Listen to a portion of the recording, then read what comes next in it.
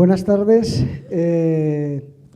A mí me toca moderar. Me han dicho que debo ser el moderador entre Juan Manuel Almarza y Gustavo Martín Garzo, y la verdad es que el término moderador pues, resulta más apropiado para las tertulias políticas que en un foro como este y con personas de su talante. Así que voy a ejercer más bien como guardián del tiempo, de ese tiempo que, como nos recuerdan los viejos relojes de sol con su sentencia latina, huye, y aquí hay que administrarlo. Voy a presentar, aunque ya los conocen ustedes, brevemente a los dos invitados de esta tarde. Juan Manuel Almarza, luego por orden alfabético, empiezo por la A de Almarza. Juan Manuel Almarza es dominico, es doctor en filosofía y licenciado en teología.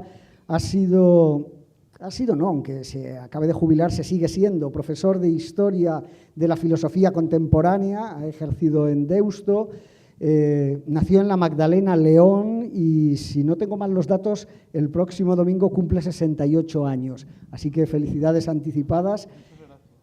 Es toda una autoridad en filosofía hermenéutica, en realidad en historia de la filosofía en general, porque lo de la filosofía hermenéutica, cuando uno escucha la palabra por primera vez, y a mí me pasó de jovencito, piensa que eso de hermenéutica es algo críptico y secreto, y luego descubre uno que si nos atenemos al origen griego de la palabra, la hermenéutica lo que busca justamente es lo contrario, es interpretar, esclarecer, traducir, y eso es lo que viene haciendo Juan Manuel Almarza desde que dedicó su tesis doctoral a Gadamer.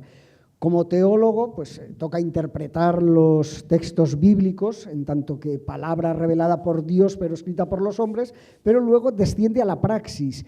Y tanto en sus ensayos como en su labor docente en Deusto, en las facultades de teología de San Esteban de Salamanca y San Vicente Ferrer de Valencia, como cuando ha impartido cursos, por ejemplo, en México, busca Almarza, desde la perspectiva práctica que tiene la hermenéutica, comprender aspectos que afectan a nuestra sociedad, aspectos como puedan ser la identidad, el mestizaje y la convivencia intercultural.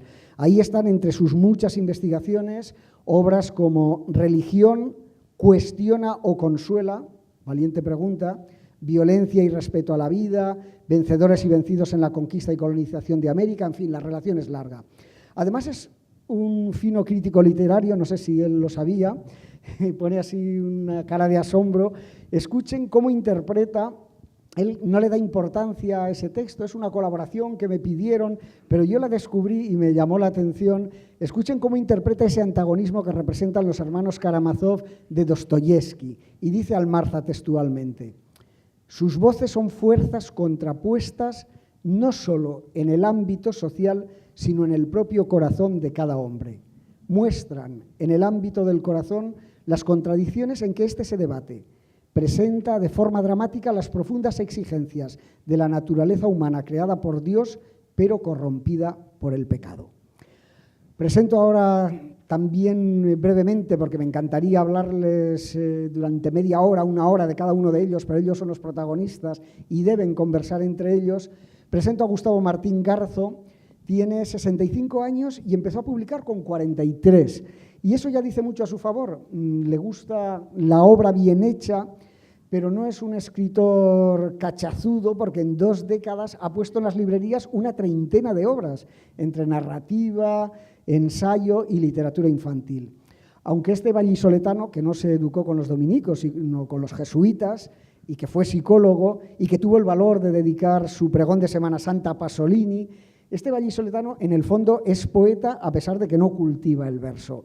Su lenguaje fantástico, en la doble acepción del término, viene de la poesía, pero también de la religión y del mito. Ha recibido premios importantes como el Nadal por las historias de Marta y Fernando, el Nacional de Narrativa con el lenguaje de las fuentes, esa historia entre José y María, la María símbolo de perfección a la que Martín Garzo convierte en imperfecta, y ese es su encanto, esa María que miente, que roba, que es manca y que precisamente ha vuelto a recuperar a esa María manca el año pasado en su última novela, Y que se duerma al mar. Escritor, sí, pero antes que nada Martín Garzo, y en esto coincide con Almarza, es lector. el pasado mes de marzo escribió un artículo en El Norte de Castilla en el que comparaba al lector con un cartujo. Es una delicia de artículo. El monje, viene a contarnos Martín Garzo, en su silencio quiere escuchar la voz de Dios y quien lee busca escuchar las otras voces del hombre. Hacía una cita de Juan Manuel Almarza y quiero hacer también otra de Martín Garzo, que pertenece precisamente a Y que se duerma al mar, que es una cita que yo creo que resalta el poder salvífico de la literatura. Nuestra vida estaba llena de preguntas que no podíamos evitar hacernos. Para mantenerlas vivas y para mitigar la angustia que nos producía no conocer las respuestas, existía el mundo de las fábulas y de los cuentos. Solo las historias hermosas tienen el poder de consolar de la infinita tristeza del mundo. Perdón, Gustavo, que le he dado un tono incorrecto a este texto, que es una maravilla, y casi lo estropeo. Así que vamos a empezar ya. Han venido ustedes a escucharles a ellos y no a mí. Vamos a hablar, en primer lugar, quiero lanzaros esta pregunta. ¿Cómo veis un filósofo y teólogo, un literato, narrador, pero poeta, esa relación entre la narrativa, la creación literaria y la filosofía? ¿Se complementan, interaccionan? ¿Seguimos por el orden alfabético? ¿Empieza Almarza? Bueno, muchísimas gracias por la presentación y para mí es un privilegio estar aquí con Gustavo y con Juan Carlos. La pregunta que nos haces a mí me ha hecho darle muchas vueltas y yo creo que la clave está en Hölderlin, buscar la palabra. Es lo que hacen los poetas, los artistas, es decir, lo que existe en el ambiente donde estamos todos, necesitamos comprenderlo. Y los primeros que lo comprenden son los artistas y los poetas. Buscan la palabra, le dan la palabra en la cual nos reconocemos todos. Entonces, lo más hermoso de la literatura de nuestro tiempo, de los poetas de nuestro tiempo, de los artistas, es que nos reconocemos a nosotros mismos tal como somos. Luego vienen ya más tarde los filósofos y estos los ponen en conceptos, los dividen, subdividen, lo aplican, los hacen funcionales y detrás de los filósofos venimos los hermeneutas, los intérpretes, que a veces nos toca interpretar a los propios filósofos y otra vez a los artistas. Y yo quisiera recordar que lo fundamental de un intérprete como yo es poner horizonte. Y el horizonte, como recordaba en la presentación Juan Carlos, el horizonte siempre es práctico, nos lo enseñó Heidegger. Por eso nosotros siempre que estamos hablando de cualquier cosa no lo hacemos especulativamente, desinteresadamente. Eso es un ejercicio muy costoso. Siempre lo vemos desde nuestros intereses del cuidar de nuestra propia vida. Es decir, que la interpretación siempre es, podemos decir, interesada, práctica, en el sentido de que tenemos que vivir y todo está en función de eso. Y otra de las dimensiones de la interpretación, nos lo recuerda el autor en el que aprendí tanto, que es Hans-Georg Gadamer, en que nos dice que todo nuestro modo de pensar es un diálogo.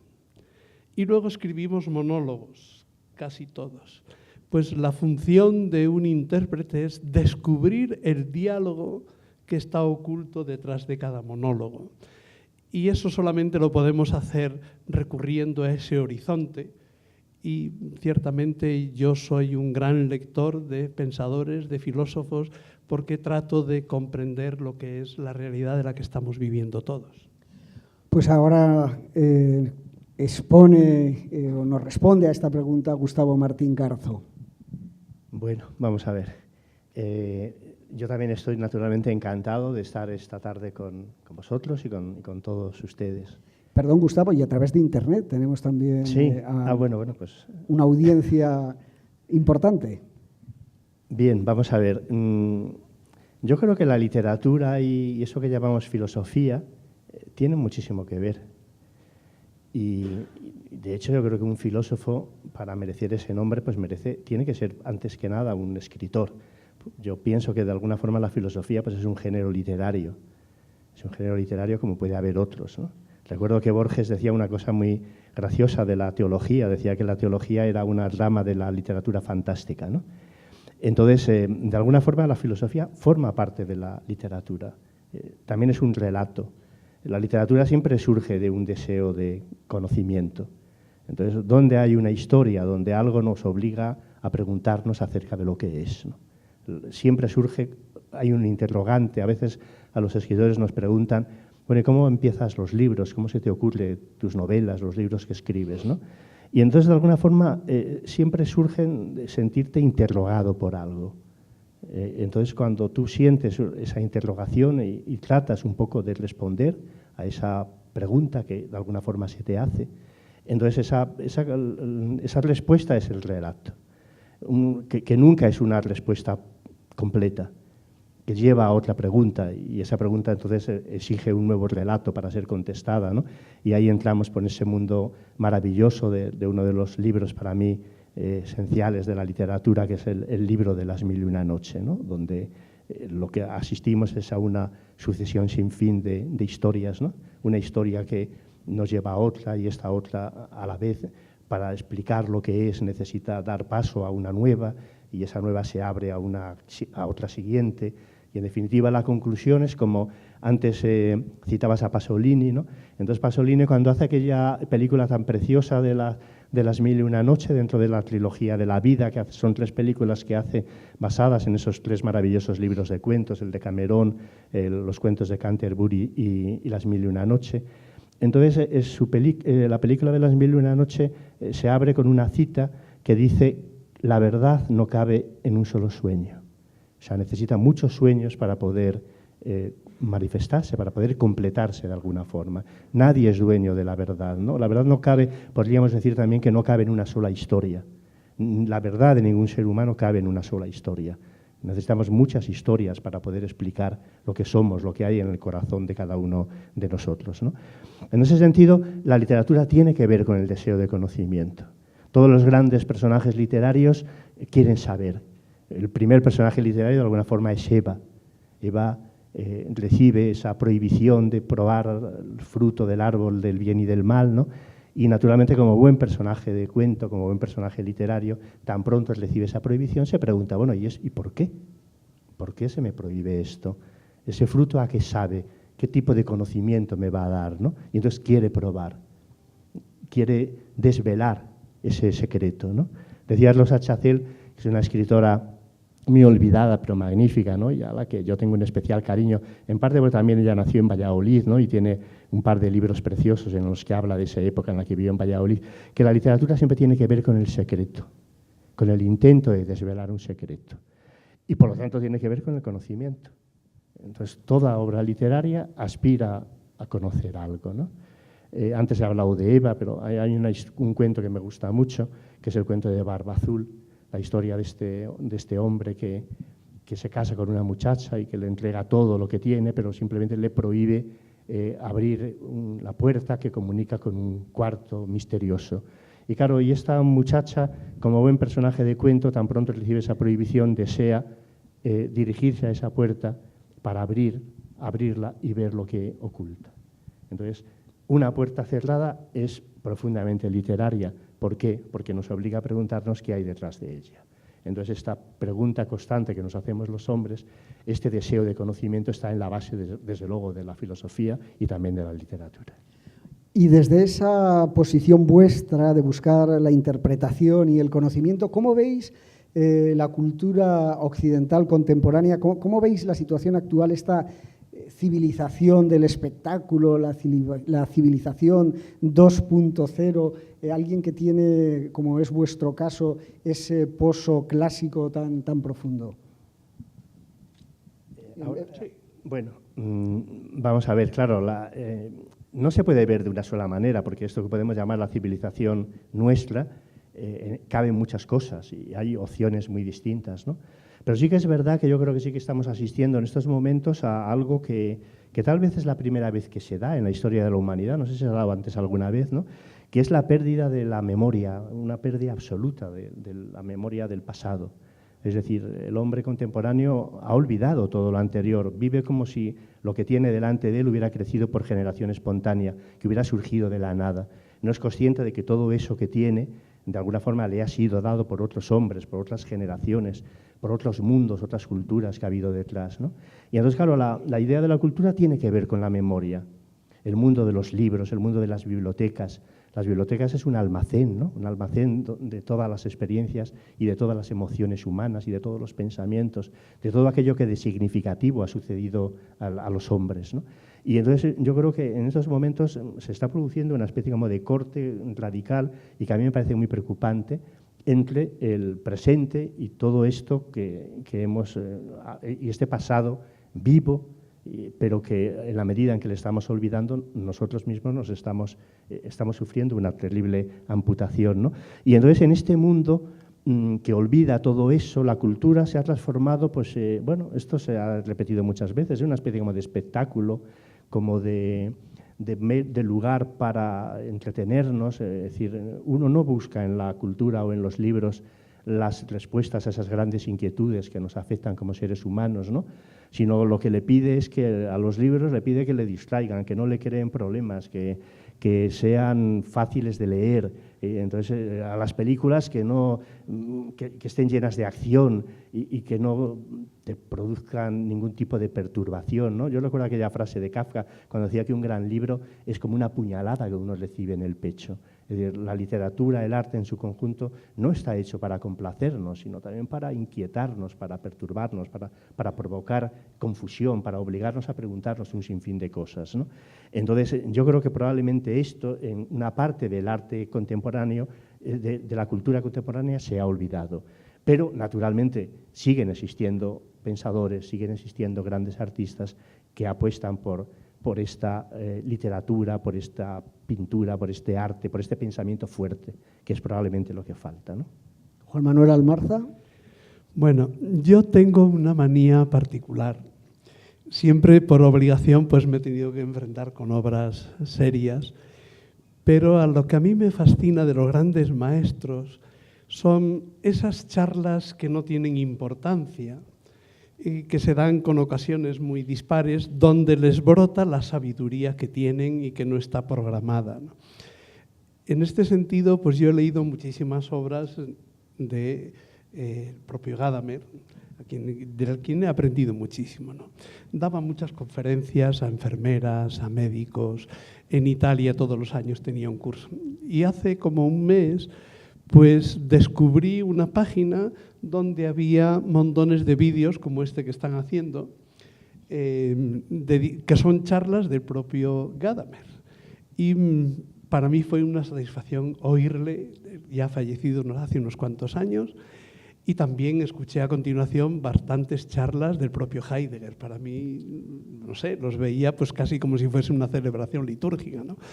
Y me llamó la atención que en una charla que dio en Nápoles hablaba sobre lo que era la cultura europea, cómo la veía él.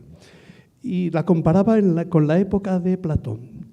Platón, cuando se dan cuenta de que a su maestro Sócrates lo matan, le obligan a morir, porque es un corruptor de la juventud, él se da cuenta, Platón, de que el camino no está en educar los políticos. Los políticos son la imagen de lo que somos nosotros mismos, con poder, pero lo mismo que nosotros.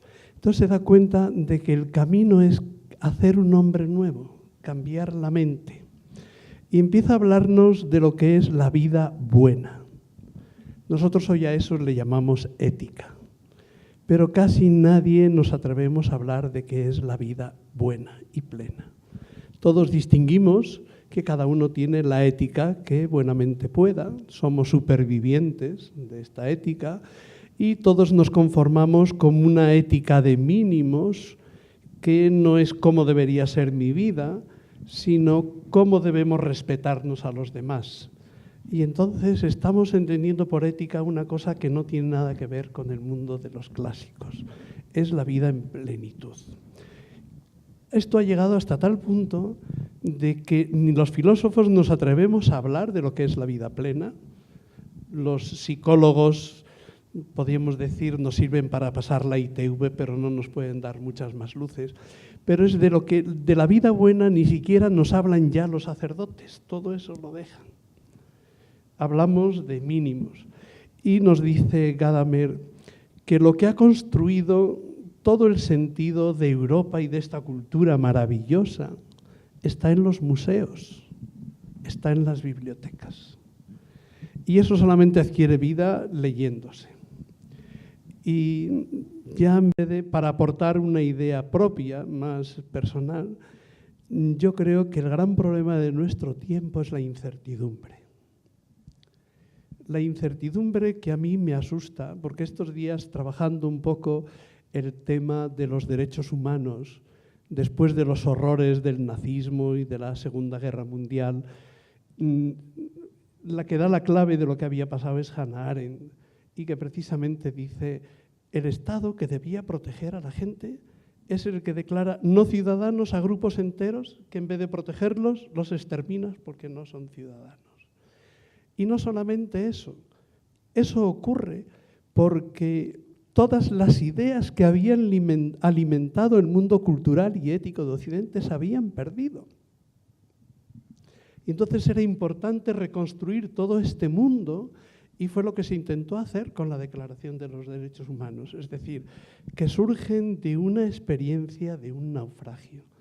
Y una de las cosas que a mí me llama la atención hoy es que vivimos en una incertidumbre tal, nadie tememos en estos momentos ser excluidos o asesinados, pero hay una enfermedad muy importante que en Italia la llaman la enfermedad del vacío y las clínicas del vacío. Cantidad de gente que no ve sentido absolutamente a nada. Y ciertamente eso me preocupa. Me preocupa porque el dar sentido creo que es una tarea fundamentalmente de los creadores, que son los poetas, y también de los que hemos tomado esta opción práctica de abrir las ventanas y pretender enseñar a ver a la gente. ¿Y qué puede aprender un filósofo que busca esa ética, no de mínimos, sino de máximos, y un creador de la palabra, un escritor que toma como fuente primordial la memoria? ¿Qué puede aprender el filósofo del narrador-creador y viceversa? Bueno, yo es que ahí no hago distinción, es decir, un filósofo... Es un creador también. Es un creador. Entonces, en ese sentido, claro, claro que se aprende de ellos, ¿no? Pero aprendes por lo que de singular pueda tener esa persona, ¿no? Y lo que pueda tener su obra, ¿no? Siempre que lees un libro, siempre que escuchas a alguien, entonces esperas que eso se transforme en una experiencia tuya. Es decir, que las palabras de esa persona vivan en ti y te hagan vivir de alguna forma, ¿no? Entonces, las palabras tienen que ver con la vida. Las palabras son dadoras de vida. Las grandes palabras de la poesía son dadoras de vida, ¿no? Luego hay una película muy hermosa de Carl Dreyer que se llama Ordet, la palabra, y entonces Ordet cuenta la historia de una especie como de Don Quijote. Lo que pasa es que este hombre, en vez de enloquecer leyendo libros de caballería, pues se enloquece leyendo el Evangelio y en un momento determinado se cree el propio Jesucristo y va actuando como si fuera Jesucristo, de un lado para otro, ¿no?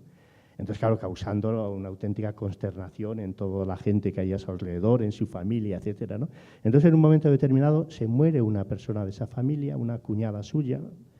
Y entonces, claro, él se la queda allí mirando y entonces una niña es la única que le escucha con atención, como creyéndole capaz de hacer lo que, por supuesto, los demás, desde un punto de vista razonable, piensan que no es posible.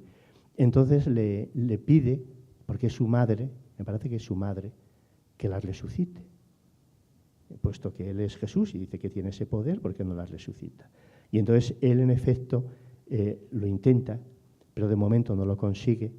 Y entonces tiene una frase muy hermosa que habla de las palabras, es decir, ¿dónde están?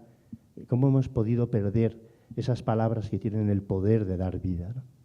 Y finalmente consigue resucitarla en una de las escenas más hermosas de la historia del cine, ¿no? Y bien, yo creo que este relato informa muy bien acerca de este valor de la palabra, este poder, que yo creo en ese poder redentor de la literatura.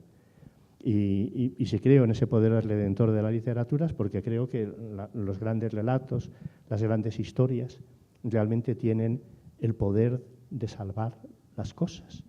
Hay una anécdota muy bonita de Elias Canetti. Elias Canetti, cuando empezó a escribir su autobiografía, porque su hermano se enteró de que estaba enfermo, y entonces él estaba convencido de que si lograba escribir ese libro en el que iba a hablar de su infancia, cuando los dos estaban juntos, de su madre, entonces que su hermano no moriría si lograba terminarlo, ¿no? Canetti siempre se rebeló contra la idea de la muerte, ¿no? No soportaba esa idea, ¿no? La idea de morir, ¿no? Y entonces escribió ese libro con esa convicción, con la convicción de que podía salvar a su hermano. Y lo que pasa es que no llegó a tiempo, no lo terminó, y entonces el hermano murió antes de que lo terminara, ¿no? Pero lo interesante es la idea, es decir, ese proyecto, es decir, yo escribo un libro pensando que ese libro puede salvar a esta persona que está a punto de morir, ¿no? Y yo creo que de alguna forma la literatura siempre aspira a salvar las cosas más queridas, ¿no? Entonces, por eso a mí me gusta mucho la historia, lo cito muchas veces, la historia del arca de Noé, ¿no? La historia bíblica. Es decir, Noé me parece un personaje magnífico, ¿no? Precisamente por eso, ¿no? Yo me lo imagino recibiendo pues, esa orden de Yahvé diciendo que va a terminar con el mundo porque aquello es un horror, pero que él, como es un hombre justo, le perdona la vida, ¿no? Y yo siempre he pensado que la idea de reunir las parejas de animales y las semillas fue suya, porque él, mientras construía el arca, yo quiero pensar en él mirando a su alrededor, mirando el mundo, viendo las espigas, viendo las flores, las amapolas, es decir, viendo los árboles frutales, es decir, todo lo que había a su alrededor, las palomas, las ovejas, las vacas, y claro, y preguntándose, bueno, ¿y todo esto va a desaparecer? Pero ¿cómo es posible que esto vaya a desaparecer? Y no es posible. Entonces, por lo tanto, la construcción del arca es una empresa de salvación. Entonces, él construye el arca y entonces pone todo lo que no quiere que muera. Y yo creo que el escritor, cuando escribe un libro, cuando escribe un relato, hace lo mismo que Noé. Es decir, un libro es como un arca, como el arca de Noé. Entonces, allí pone el escritor todo lo que él no quiere que desaparezca del mundo, todo lo que ama, todo lo que no quiere que se pierda. Quiere salvar lo que ama. No puede vivir con la idea de que lo que ama pueda desaparecer, ¿no? Entonces, es un acto de amor. Esto lo decía Ortega, decía, el enamorado es esa persona que es incapaz de concebir un universo donde el amado o la amada está ausente. Entonces, y yo creo que por eso la literatura y la palabra tiene que ver con el amor, de una manera para mí absoluta.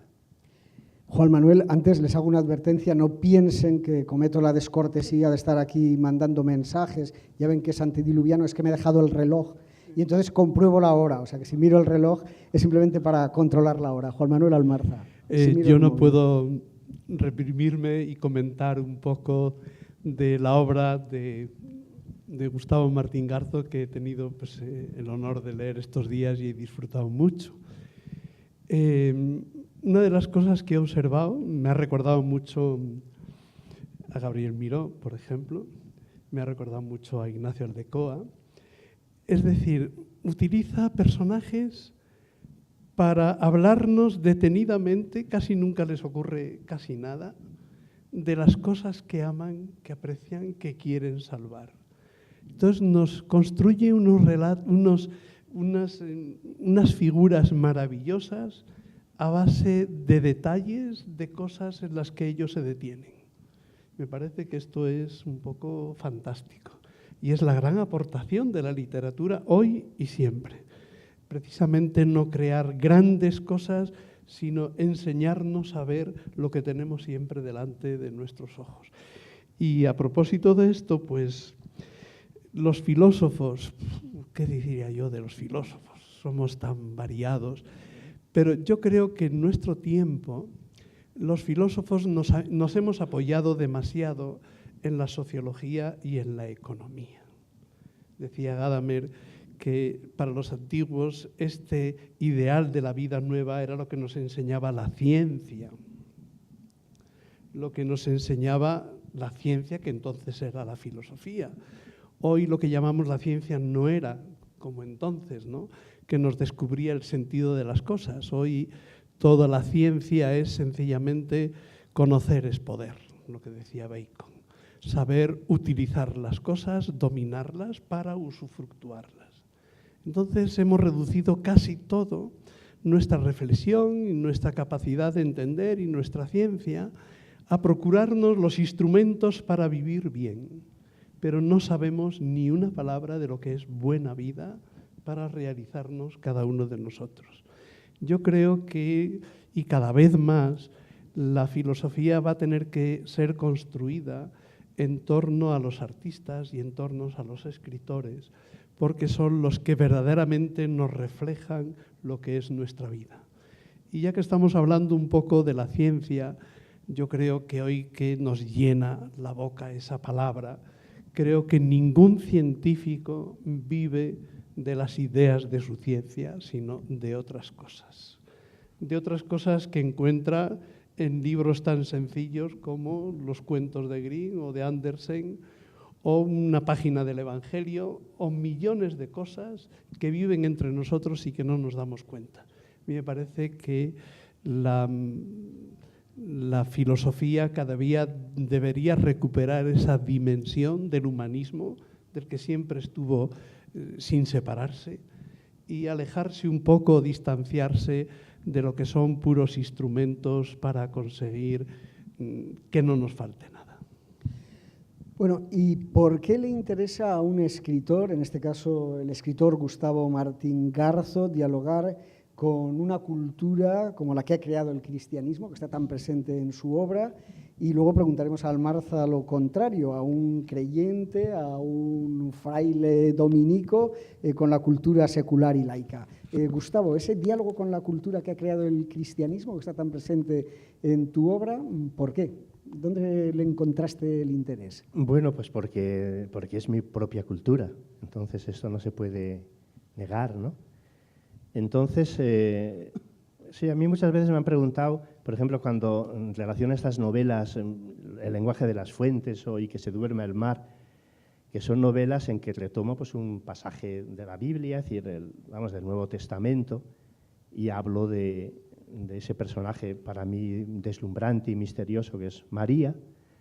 Claro, María es un personaje de la cultura cristiana, de la cultura católica, pero antes que todavía que ser un personaje así, ¿no? Es decir, es un personaje de mi infancia. Las primeras historias que yo he escuchado, es decir, de labios de mis padres, es decir, hablaban eran esas historias, ¿no? Entonces, mi madre siempre, bueno, era y sigue siendo muy devota de ese personaje, de María, y entonces yo creo que bueno, a través de ella, esa historia fue una historia central en mi vida, porque fue una historia que de alguna forma conformó parte de mi infancia, ¿no? Entonces yo me acuerdo de aquellos belenes que se ponían antes en las casas, ¿no? Es curioso porque es verdad que mi María, no sé muy bien por qué, porque un escritor la verdad es que no sabe muy bien por qué hace las cosas, las decisiones que toma. Es decir, no es dueño de los libros que escribe, ¿no? Esos libros de alguna forma le llaman a él y le imponen sus propias soluciones, ¿no? Y el escritor lo que debe hacer es ser obediente, seguir esa llamada, es como una llamada que tienes que seguir y que no sabes muy bien a dónde te conduce, ¿no? Eso literalmente es así, ¿no? Y de tal forma que en un momento determinado, yo cuando estaba escribiendo este libro, El lenguaje de las fuentes, en que hablaba de la vejez de José, de su soledad, de su enfrentamiento con los ángeles, puesto que le habían separado de aquello que amaba más, que era un poco de María, ¿no? En un momento dado a mí se me ocurrió esta idea de hacer que María, lejos de esa ser suma de todas las perfecciones, ¿no? Que siempre se nos había dicho, pues yo no terminaba de encontrar la manera de traer al mundo a ese personaje. Y entonces me pareció, de una manera intuitiva, que la manera de hacerlo era crear alguna imperfección. Y entonces no se me ocurrió otra cosa, que sea una brutalidad, que hacer que fuera manca, que le faltara una de sus manos, ¿no? Entonces, claro, curiosamente, a partir de ese instante, de una manera intuitiva, el libro empezó a funcionar. Yo me di cuenta de que aquella idea había tenido el poder de hacer que la escritura de ese libro fuera mucho más fluida y empezar a encontrar un montón de cosas. Y por lo tanto, claro, a pesar del temor de estar, bueno, yéndome por un camino disparatado, pues entonces, sin embargo, lo acepté como algo que formaba parte de ese libro y así se terminó de escribir el libro. Pues bien, luego, naturalmente, todo el mundo me preguntaba, las primeras preguntas que me hicieron cuando yo presentaba este libro, siempre había alguien que levantaba la mano y me decía, bueno, pero ¿y cómo es posible que haya hecho usted a María, en fin, le haya hecho manca, es decir, ha creado esa imperfección tan grande, ¿no? Yo al principio no sabía muy bien qué contestar porque realmente no tenía una respuesta para eso, ¿no? Y en principio, bueno, pues para salir del paso se me ocurrió una respuesta que por otra parte es muy razonable. María es un personaje que pertenece a la irrealidad, al mundo del sueño, al mundo de la fe, de la quimera, de la fantasía. Es un personaje que está en las vidrieras de las catedrales, en los retablos refulgentes de oro, en los iconos medievales, ¿no? Pero claro, esa no es una criatura real. ¿Cómo consigo que alguien que pertenece a ese mundo del ideal descienda al mundo? ¿Cómo lo traigo al mundo? Pues creándole una imperfección. Entonces, privándole de una mano, la vuelvo humana, puesto que al fin y al cabo ser hombre es estar incompleto. Ser hombre es sentir el peso de las carencias, es buscar aquello que no tenemos, es decir, todo esto es lo propio de los hombres, ¿no? Bien, esta fue la explicación que se me ocurrió, pero luego, pensando en ello, encontré otra solución que a mí me parece, otra explicación que me parece mucho más honda, a pesar de que parece un poco ingenua, y tiene que ver con esta idea de la que os hablaba antes, que María es, sobre todo para mí, el personaje de un cuento.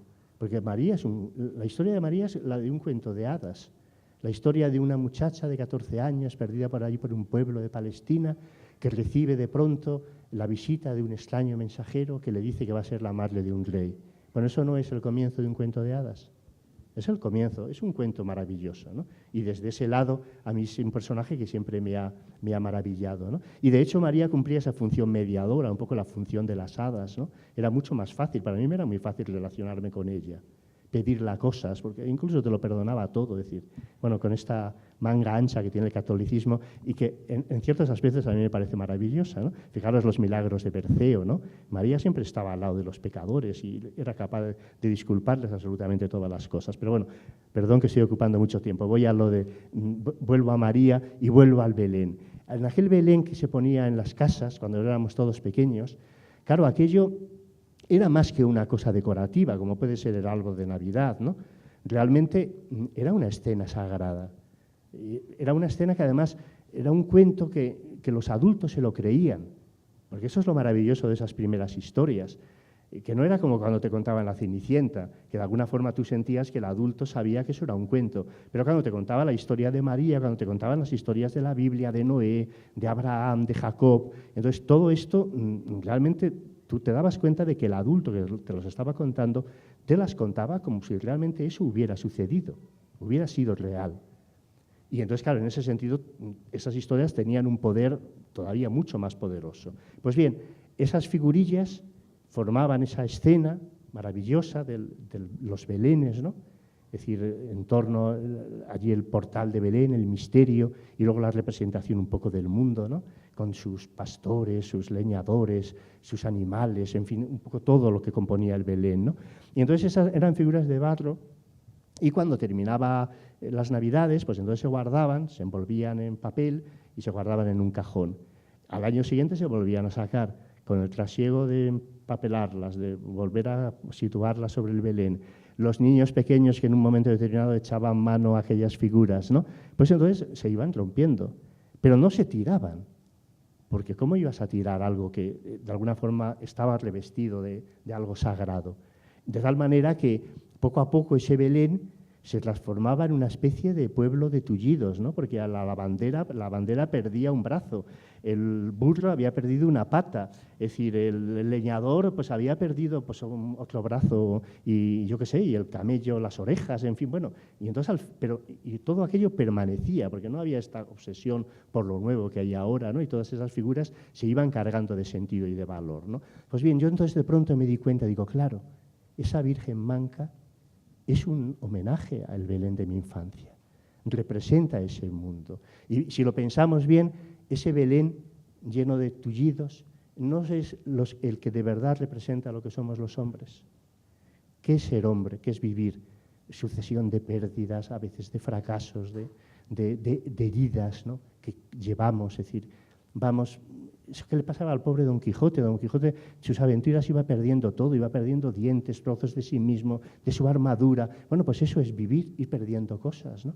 Y entonces, en ese sentido, ese pueblo, ese Belén, representado por esa María, estaba representando de alguna forma a todos los hombres, ¿no? Y yo no sé por qué he contado todo esto, no sé, pero bueno. Pues porque nos interesaba muchísimo, o sea, que era lo que estábamos esperando, que nos explicaras de dónde venía. Sí.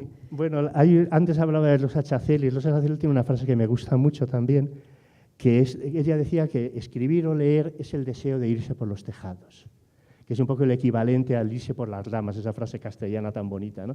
Y la verdad es que es así.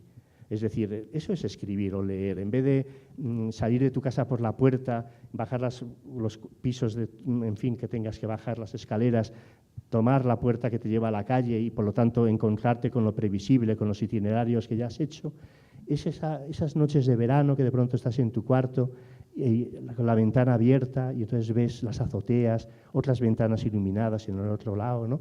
Y entonces sientes la tentación de irte por allí, a ver a quién encuentras, ¿no? Quién vive en esas otras casas, qué guardan en ellas, ¿no?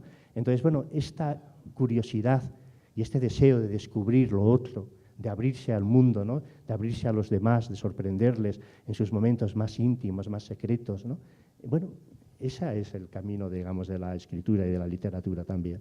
Bueno, Juan Manuel Almarza, aparte de respondernos qué busca un creyente, qué relación tiene con esa cultura secular y laica, que ya lo has esbozado antes en las anteriores preguntas, por supuesto, podéis entre vosotros dialogar, que si no esto va a parecer esos debates electorales que organiza la Junta Electoral Central, donde todo está medido, o sea que aquí los protagonistas sois vosotros. Bueno, yo le escucho con verdadera fascinación a Gustavo y ayer mismo me dormí leyendo El lenguaje de las fuentes.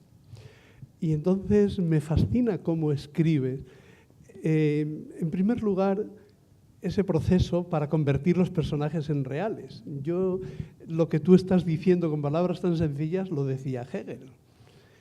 Lo que convierte el amor maravilloso, romántico, en un amor real es la necesidad de tener que pedir perdón y la necesidad de perdonar, es decir, es el defecto. Y ciertamente me ha sorprendido escuchar que para convertir a María y a José en personajes reales los has tenido que poner con defectos, no solamente de su cuerpo, sino también en algún aspecto simpático de su propia vida. Yo me dormí ayer viéndole al pobre José, que está solo, está medio amargado, no tiene amigos, está trabajando en casa de Joaquín y de Ana, arreglando el tejado, marcha a dormir a oscuras y entra en una especie de monte en una cuadra y allí descubre el buey y duerme pues agarrado pues, a su cabeza y a sus labios, a los propios labios. Por favor, el micrófono para que se escuche. A los propios labios del buey, todo, ¿no? Y entonces eso nos habla de la necesidad de ternura que tiene ese hombre y que encuentra su propio mundo en esos animales. Es un buey muy semejante al que se encuentran en el nacimiento, pero es un amigo cercano. Y luego la escena siguiente es una escena que a mí me ha conmovido. Es el primer encuentro, podríamos decir, entre una chiquita que tiene fascinación por ese hombre tan bueno al que ella trata de atender con solicitud, y este hombre que es pura necesidad de afecto, que tiene el primer encuentro, que acaricia su pecho, empieza a acariciar su cuerpo.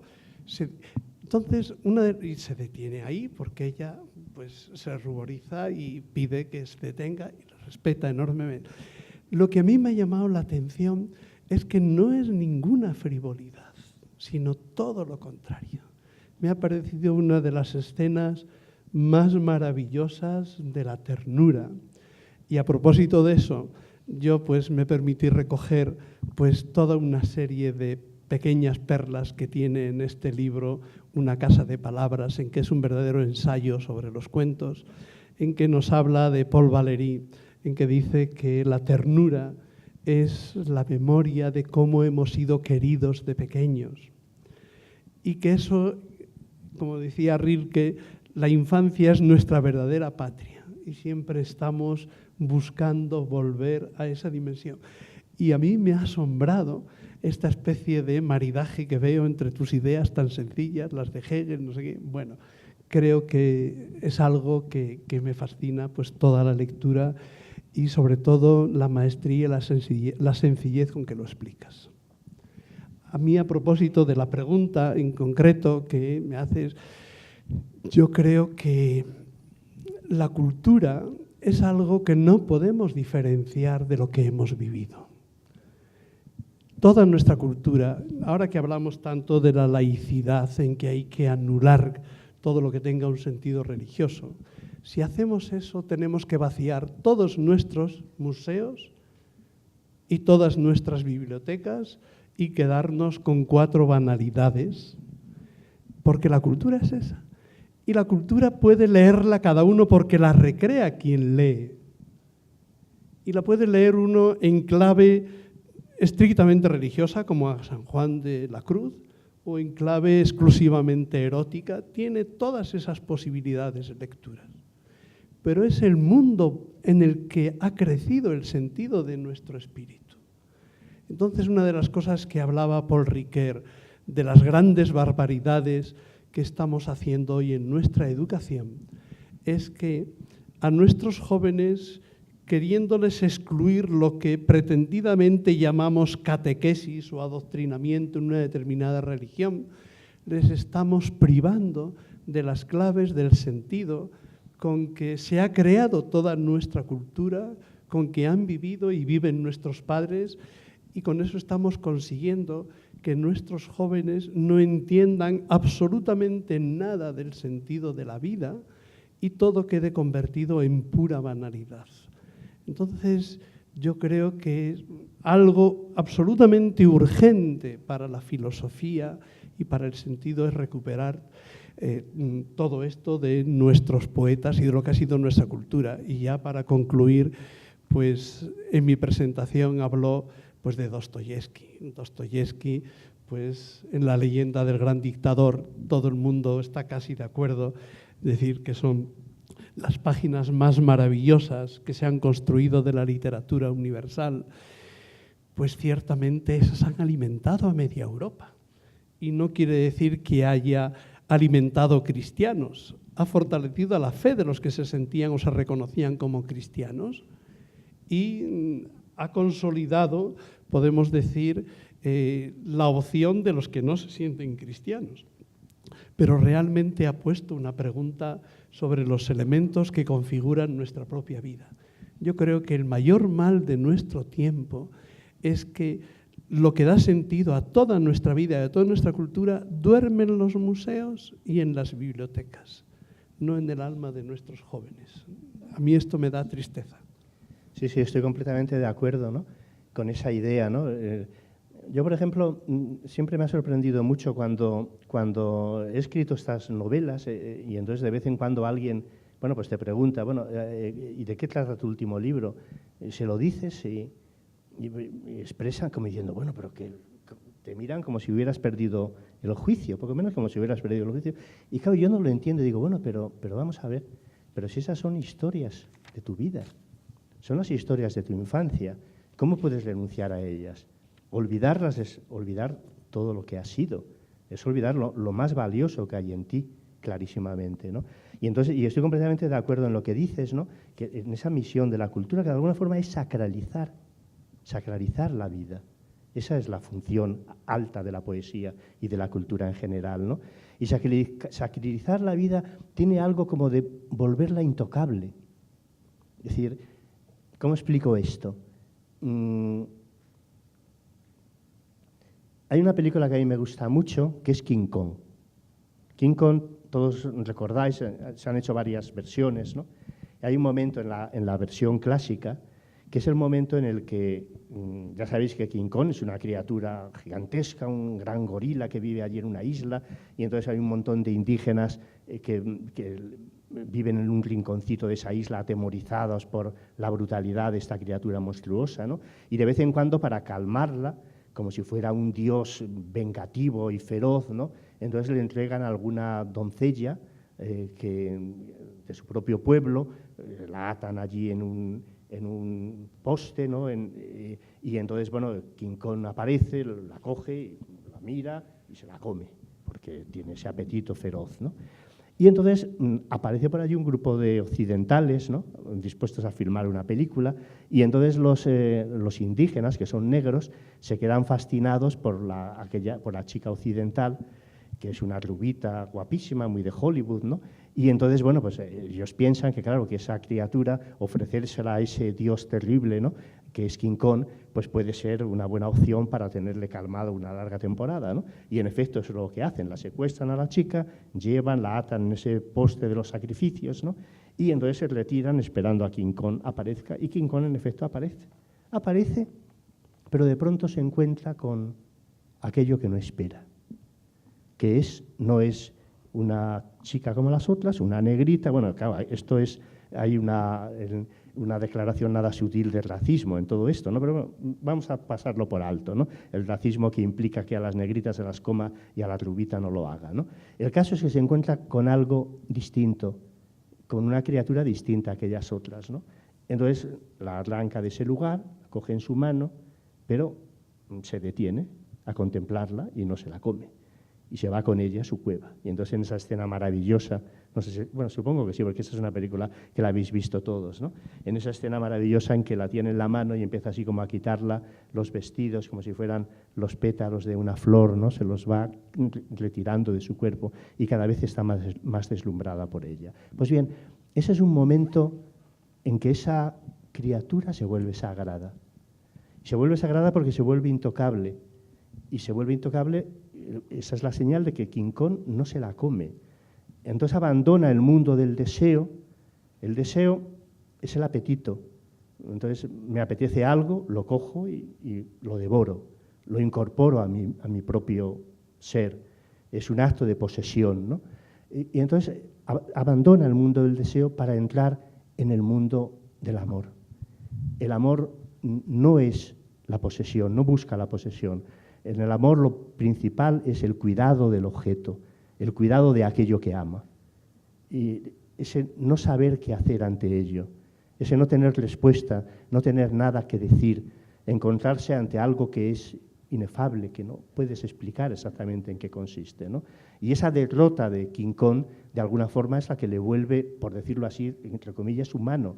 Es decir, es la que le acerca a nosotros y le transforma en una criatura absolutamente deslumbrante, ¿no? Porque a partir de ese momento deja de ser ese monstruo que domina el mundo, que domina su selva, y se transforma en un ser desamparado que no sabe lo que busca, que no sabe lo que quiere, que quiere algo que no puede entender, que lo que desea no puede expresarlo, y que en el fondo es lo que nos sucede a cada uno de nosotros ante esas experiencias, digamos, reveladoras o intensas de la vida. Y supongo que esto está ya muy cerca también de lo que cuenta la religión, ¿no? Clarísimamente, ¿no?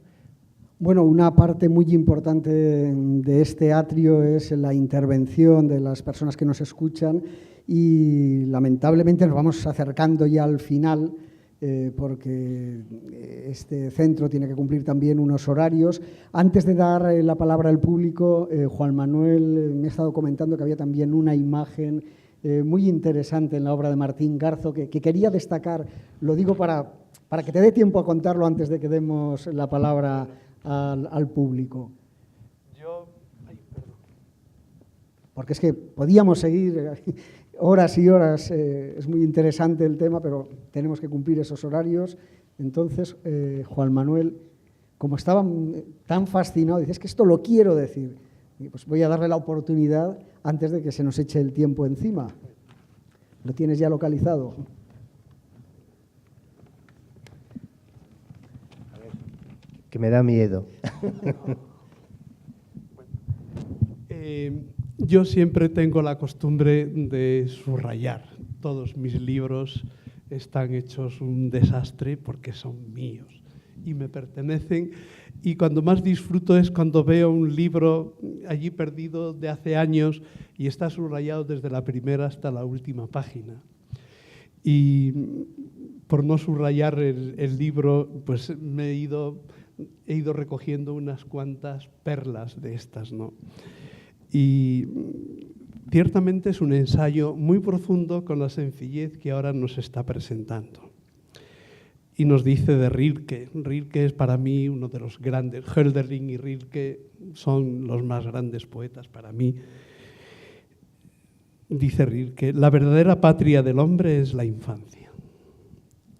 La ve como una patria a la que antes o después hay que volver. Las palabras de la literatura hablan de esa patria perdida. Hacen vivir las preguntas, nos enseñan a ponernos en el lugar de los demás y tienden puentes entre realidades separadas, el mundo del sueño y el mundo real, entre el mundo de los vivos y el mundo de los muertos.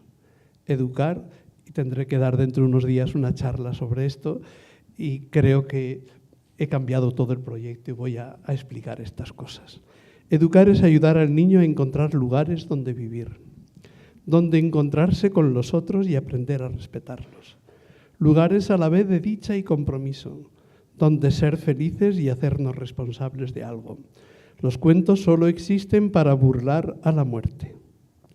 La imaginación no es esa fuerza que nos permite, esto está en otro texto, pues 2 o 3 páginas más adelante, pero es que podía subrayar todo. No es esa fuerza que nos permite sustituir las cosas, sino acercarnos a ellas. Paul Valéry decía que la ternura era la memoria de haber sido tratado con atenciones extraordinarias a causa de nuestra debilidad. Un tema fundamental que se me ha encomendado es la compasión, la vulnerabilidad, la debilidad, y esto es algo que aparece.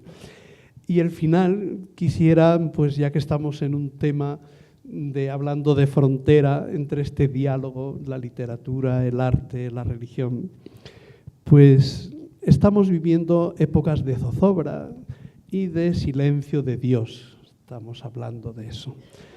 Y yo quisiera hacer una lectura de un comentario que has hecho en tu libro sobre el final de Blancanieves.